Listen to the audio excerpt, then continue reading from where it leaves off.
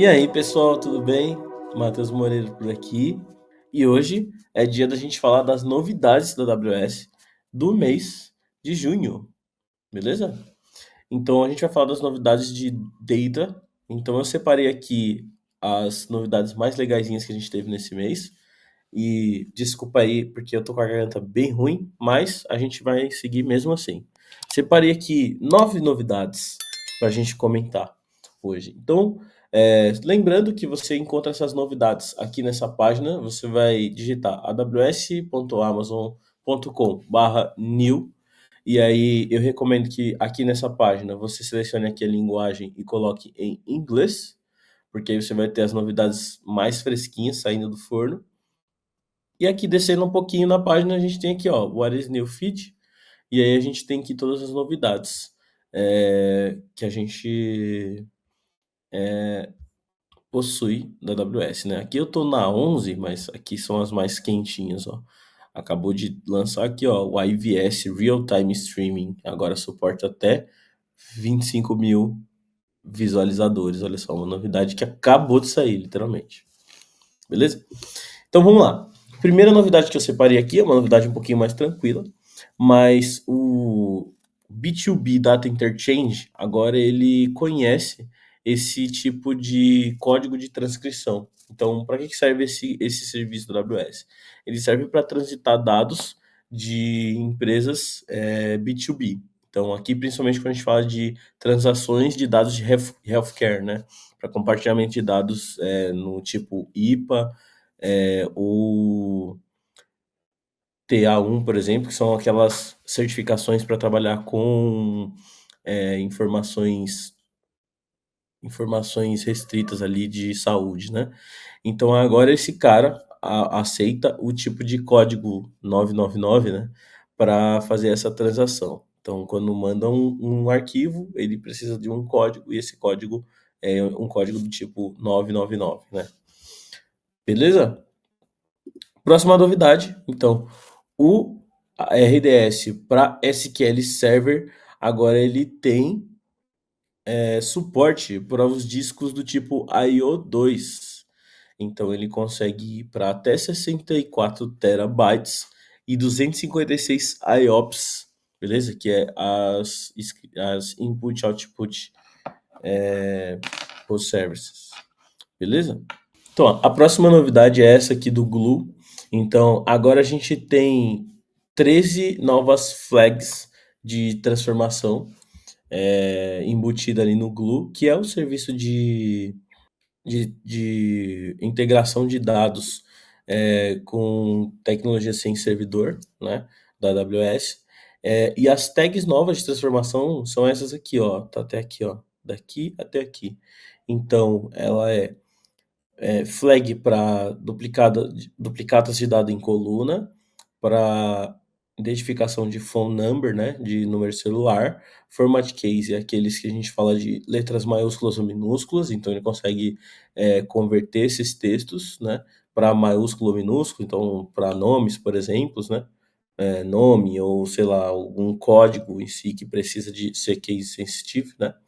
E aí a gente tem esse aqui, Fill with Mode, que é um tipo de operação comum quando a gente vai preencher colunas que estão com dados faltantes com o que tem ali de dado mais comum naquele tipo da coluna, né? Então ele preenche o cara que não tem algum dado, ele pega o mais comum entre os outros indivíduos e coloca ali. E aí, flag duplicate rows, que é aquele que identifica linhas duplicadas. Isso aqui, claro que a gente está falando para aquelas manipulações de BI ali lá no começo, né? Remover essas duplicadas que ele identificou. Month name é no nome do mês, né? Literalmente como ele está falando. Então ele converte na data ali para o nome do mês, né? Ele identifica se é par e faz essa verificação, né? Fala assim, ó, é um número par. Criptografia cryptographic hash, ele pode gerar e converter um hash para criptografia. Ele pode decriptar também, pode encriptar. E aí tem esses aqui que são os que eu achei mais legal, mais interessantes assim, que eu não tinha visto ainda, que é transformar inteiro para um IP ou um IP para inteiro, né? Então são duas formas de transformação de dados ainda, né?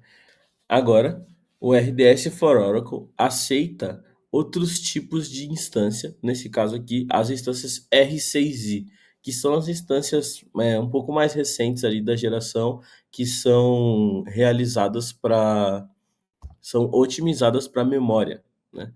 Então essas instâncias ela tem um ratio de CPU e memória diferente, né?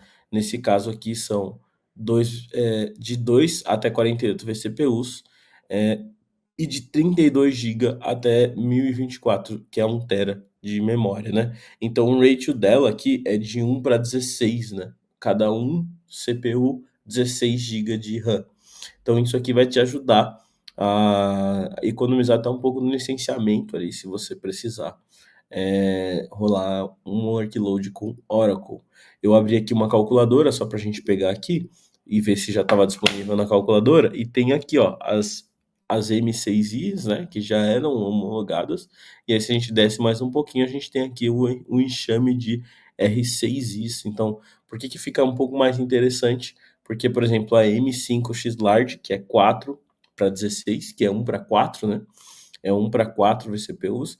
Se a gente faz a M5X Large, a gente jogar ela para uma R6X Large, a gente tem 4 para 32, né? Então é aquele 1 para 16. A gente tem muito mais memória na instância, o que dá mais disponibilidade para executar esses recursos de banco de dados aí que normalmente ficam com dados ali armazenados na memória, né?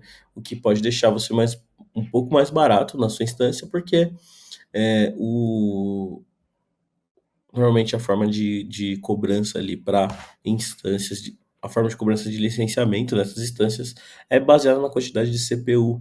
Então você tem um pouquinho menos de CPU, mas tem uma instância um pouco mais forte por ter um pouquinho aqui mais de memória, né?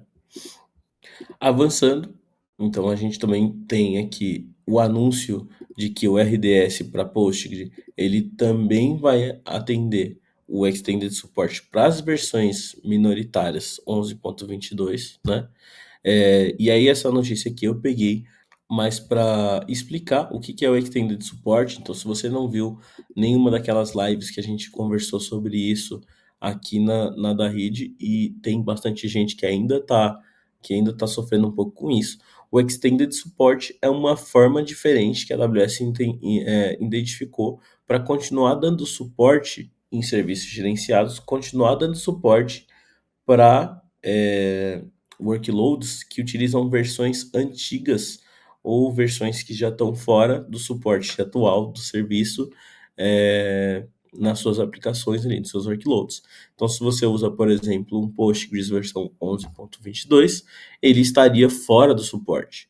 E se você está com ele ali no RDS e tal, ele não teria mais suporte. O que aconteceria? O RDS iria fazer a atualização automática ali para você e você ia perceber só quando tivesse atualizado, né? Isso é um pouco perigoso. A gente recomenda que você sempre mantenha atualizado para não sofrer esse tipo de coisa, porque às vezes tem uma mudança ali, né? Em como em como o banco de dados vai trabalhar e tal, e pode influenciar aí no teu workload. Então, workloads produtivos devem sempre estar o mais atualizado possível. A gente sabe que nem sempre acontece, né? Mas e aí o Extended Support é o quê? É uma equipe extra que ela fica cuidando de serviços que estão no End of Support ali. Então, um exemplo é o 11.22, que ele não teria mais suporte, ele seria atualizado, mas se você tiver na 11.22 agora vai ter uma equipe que vai dar suporte para essa versão para ti. Bom, vai fazer patches de segurança, updates e tal. Só que tem um ponto aí para realizar esse suporte, a Amazon faz uma cobrança de um FII separado de Extended Support. Então, se você tem uma versão antiga do RDS, vai lá no teu billing, dá uma olhada lá no teu RDS, deve ter uma cobrancinha lá, Extended Support. E essa cobrança é por core de CPU. Então, no caso de banco de dados, né? Então, pode ser que você tenha aí pagando ali algum valorzinho. Eu já vi casos de clientes que estão pagando ali $400, $500 por estar no Extended Support, por não fazer o esforço para fazer essa atualização, né? Lógico que existem casos onde o cara vai ter que continuar com uma versão um pouco mais antiga, então logo, logo esse cara vai precisar fazer uma mudança para um EC2 ou alguma outra solução. Se você quiser saber mais, a gente conversou bastante sobre isso em uma live específica para Extended Support. Tem aqui no canal da rede, talvez os meninos coloquem o link aqui na descrição para você já assistir essa live aí. Agora, o Aurora para MySQL, ele suporta a versão aqui 3.07, que é a versão 8.8036. Então está completamente disponível. Você já pode se planejar para fazer essa atualização aí no teu banco, se você usa o MySQL no Aurora. Olha só que legal também. O DMS agora suporta o Babelfish para Aurora Postgres como um recurso. Então, se você quiser fazer uma transição de dados e você está usando o Aurora Postgres como Babelfish, agora você pode fazer essa transição. Show! E essa aqui é a última notícia que eu selecionei aqui pra gente. Ela é uma notícia de AI, mas ela tá aqui na novidade de data por um motivo interessante. A galera aqui da rede que cuida dessa parte de AI é a equipe de dados systems ou a equipe de dados. E aí eu acho que eles vão acabar assistindo isso daqui. Mas brincadeiras à parte, a novidade fala sobre o Anthropic Claude 3.5 Sonnet, que é um modelo de inteligência artificial, né, um LLM, que está disponível agora também no Bedrock, né? O Bedrock já tinha o Claude Sonnet 3.0 e agora tem o 3.5, que é um modelo um pouco mais avançado para geração de textos, né? Só para completar, o que é o Amazon Bedrock, né? O Amazon Bedrock ele é um serviço da AWS que facilita ali o desenvolvimento e a integração entre os modelos de inteligência artificial. Então, lá no Bedrock tem vários modelos, então tem desde a Anthropic, Stable AI, tem um monte de coisa da própria AWS também, né? O AWS Titan, que fica lá no Bedrock. Você pode ir lá no Bedrock abrindo a tua console, mas eu tenho uma dica aqui excelente para você, que é o PartyRock. Esse cara aqui é praticamente um lugar para você fazer seus laboratórios e testar algumas coisas de forma gratuita. É bem legal de utilizar ele, bem fácil, bem intuitivo. Se vocês acharem legal esse tema e quiser ver alguma coisa de PartyRock, o Flávio Pimenta tá fazendo algumas coisas legais com o Party Rock e já deve ter planejamento para fazer algumas lives aí pensando nisso. Bom, eu quero estar se ele tiver, porque é bem legal. Eu fiz aqui um modelinho bem básico para vocês entenderem o que é o que é o Party Rock. Então, basicamente aqui o meu modelo, deixa eu explicar rapidinho para vocês. Ele recebe uma palavra ou uma frase ou alguma coisa, ele faz o widget 2 aqui, ele cria uma imagem com o que eu coloquei aqui, e no widget 3 ele vai pegar o que o widget 2 fizer e vai fazer uma descrição. E aí no widget 3 eu coloquei aqui o Cloud 3.0 Sonnet para vocês verem ele funcionando. Então eu posso colocar aqui, por exemplo, o carro andando na praia e eu coloco ele para gerar. Ele vai gerar uma imagem aqui. Eu estou usando aqui o Stable Diffusion. Deixa eu ver. Normalmente. Vou colocar o Stable Diffusion. Pronto. E aí, vamos lá. Vamos botar ele para gerar a imagem. Ele vai gerar uma imagem aqui de um carro andando na praia pelo Stable Diffusion. E o Claude Sonnet vai fazer essa descrição dessa imagem. Então aqui está a imagem que o Stable Diffusion gerou. E aí agora o Claude Sonnet vai analisar essa imagem e fazer a descrição. Então, olha aqui a descrição. Ó. Aqui está uma descrição da imagem em português, olha que legal. Por isso que o Claude Sonnet é tão falado nas novidades, tão falado aqui no Brasil. Um carro percorre a praia arenosa, com ondas suavemente lambendo a linha das costas ao fundo. Ah, tá, aqui, né? O veículo deixa pegadas na areia, então tá vendo que ele dá umas alucinadas, né? Tranquilamente no pôr do sol, dourado e quente, a cena transmite a sensação de paz e liberdade, com o carro desfrutando de uma viagem despreocupada ao longo da praia deserta. Então olha que legal, o Claude Sonnet, ele tem pegada de ser um pouco mais descritivo, um pouco mais ele gera um contexto um pouco mais legal, né? Então tem aí as particularidades de cada tipo de LLM, né? De cada tipo de motor de AI, mas só para vocês verem isso na prática, né? E aí eu poderia fazer qualquer coisa aqui, eu vou cortar assim, e aí eu faço o próximo só para vocês verem como é que é. Aqui, ó, vou colocar agora cabine telefônica, Londres. Vamos ver. Pronto. Então ele gerou aqui, ó, uma imagem da cabine telefônica aqui em Londres, né? Há um prédio aqui atrás que remete bem uma parte histórica de Londres ali. Não sei se é muito parecido, nunca fui em Londres, mas nas fotos parece que é um pouquinho diferente, né? E aí vamos ver aqui, ó, uma clássica cabine telefônica vermelha de Londres com seu design icônico e cor vibrante. Está posicionada em uma esquina de rua contra um plano de fundo de edifícios históricos e uma movimentada cena urbana. E tem mais, né? Você pode ler aqui. Mas eu peguei essa novidade aqui do Claude Sonnet para dar uma novidade infiltrada de AI aqui, só para falar sobre o Sonnet 3.5 que agora está no Bedrock. Beleza? Então essas foram as novidades de data da semana. Tem até um extrazinho aqui de inteligências artificiais, né? Mas essas foram as novidades de data. Espero que vocês tenham aproveitado aí e pelo menos arremetido alguma coisa do trabalho de vocês aí, que seja útil, né? Esse negócio. Fique esperto para outros vídeos de novidades da semana. Em breve a gente vai ter uma live comentando as novidades, as principais novidades e tirando algumas dúvidas relacionadas a essas novidades. Então, se você tiver alguma dúvida e quiser conversar com a gente lá, quiser apontar algum erro que a gente cometeu aqui no meio, pode ser também, não tem problema. Então, jogar uma conversa fora, a gente vai ter essa live para a gente conversar, beleza?